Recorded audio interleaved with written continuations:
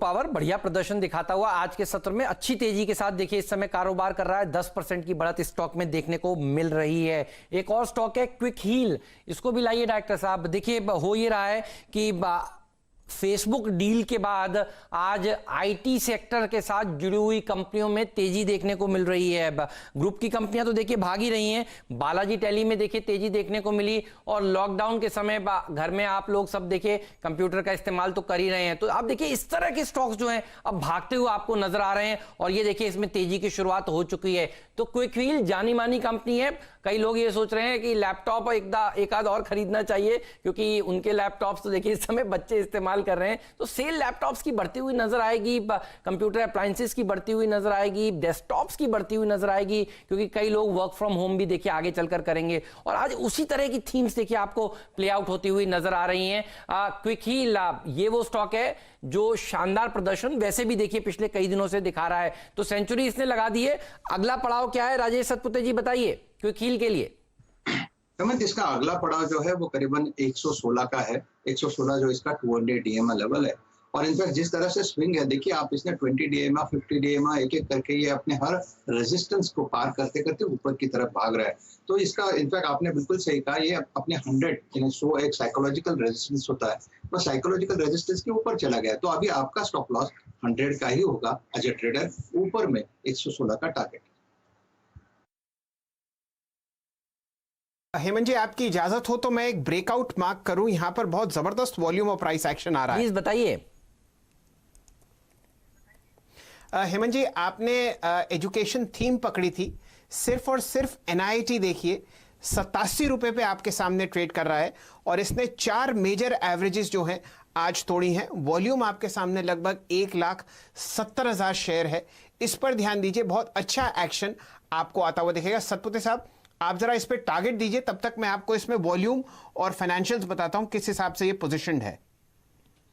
शैल जी ये 20% circuit candidate है, 88 के आसपास 10% दिखता है, यानी यहाँ से और एक 8 से 10 रुपए की जगह बनती है। तो मेरे हिसाब से क्लियर कट आपने बिल्कुल सही कहा, ये ब्रेकआउट कैंडिडेट है। जबरदस्त वॉल्यूम के साथ यहाँ पे जो कंसोलिडेशन ब्रेकआउट हुआ है, 85 का एक रेजिस्टेंस था, तो आपका स्टॉप लॉस 85 के नीचे आप प्लेस करें, प्रोबेबली 84 के स्टॉप लॉस के साथ लॉन्ग करें और प्रोबेबली मुझे लगता है कि यहाँ से और 10% का जंप मिलेगा। तो आप ये पकड़ के चलिए 8 रुपए और बढ़ेगा तो करीबन आप ये पकड़ के चलिए कि 97 से लेके 100 तक के टारगेट यहाँ पे आपको इमीडिएट तौर पे दिखेंगे। जी हेमंत जी आपके सामने एनआईटी में वॉल्यूम देखिए क्या जबरदस्त तरीके से आपको बढ़ता हुआ दिखेगा।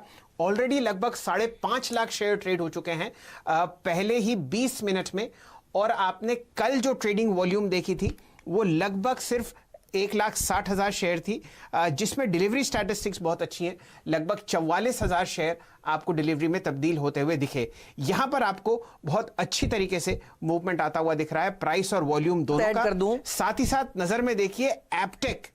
जी एक बात ऐड कर दूं, आप सब लोग एनआईआईटी की वेब कंपनी उसमें जाकर देखिएगा, बीएससी के जो उन्होंने अनाउंसमेंट्स शेयर करी हैं, तो कुछ ही दिन पहले मैं देख रहा था एनआईआईटी ने ये बात कह दी है कि हम इस तरह के अब कोर्सेज चला रहे हैं ताकि जो एम्प्लॉयज हैं वो अपने आप को सक्षम बना सकें कि घर से बैठकर किस तरह से कामकाज करना है। बहुत सारी कंपनियां और कॉर्पोरेट क्लाइंट्स अब एनआईटी के पास जाएंगे और कहेंगे कि साहब हमारे एम्प्लॉयज को एनरोल करिए, घर पर बैठे हुए हैं वो लोग और काम तो इस समय ऑफिस में कर नहीं सकते, लेकिन उनको सक्षम बनाइए कि वो वर्क फ्रॉम होम कर सकें। और एनआईटी ने देखिए स्मार्टली उस तरह के कोर्सेज डाल दिए हैं। तो आपने बिल्कुल सही कहा है और पिछले कई दिनों से देखिए हम लोग एनआईटी लिमिटेड की बात कर रहे हैं और ये वो स्टॉक है जो भागता ही चला जा रहा है। आपने एप्टेक की बात करी, वो कहते हैं खरबूजे को देखकर खरबूजा रंग बदलता है, तो एप्टेक पर भी एक राजेश जी का कॉल ले लेते हैं। एनआईटी चले और एप्टेक ना चले ऐसा तो हो नहीं सकता। इनफैक्ट क्विक हील भी अगर आप देखें तो ये तीनों एक ही बिरादरी के स्टॉक्स हैं और देखिए तीनों ही भागते हुए आज के सत्र में नजर आ रहे हैं। तो एप्टेक पर आपका टारगेट बताइए राजेश जी क्या है?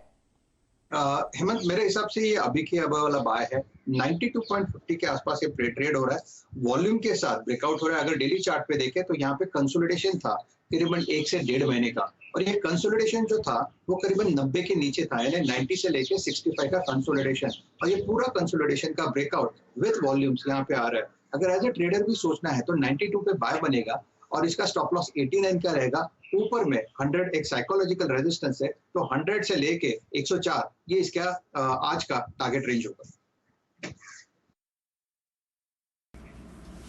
100 से लेकर 104 ये टारगेट होंगे आपके। और देखिए यही भविष्य के स्टॉक हैं। एक बहुत पहले जमाने में जब हम लोग स्कूल कॉलेज के दिनों में हुआ करते थे, तब यहाँ पर जो क्रेज देखने को मिलता था, अब ये री इन्वेंट कर रही हैं कंपनियां खुद को, तो इन पे जरूर नजर रखें आप। अगला स्टॉक जो मेरी नजर में आ रहा है शैल जी, जो पावर की थीम पे आपने शुरुआत की और मैंने फॉलो अप किया, एक स्टॉक है GIPCL, Gujarat industrial power corporation.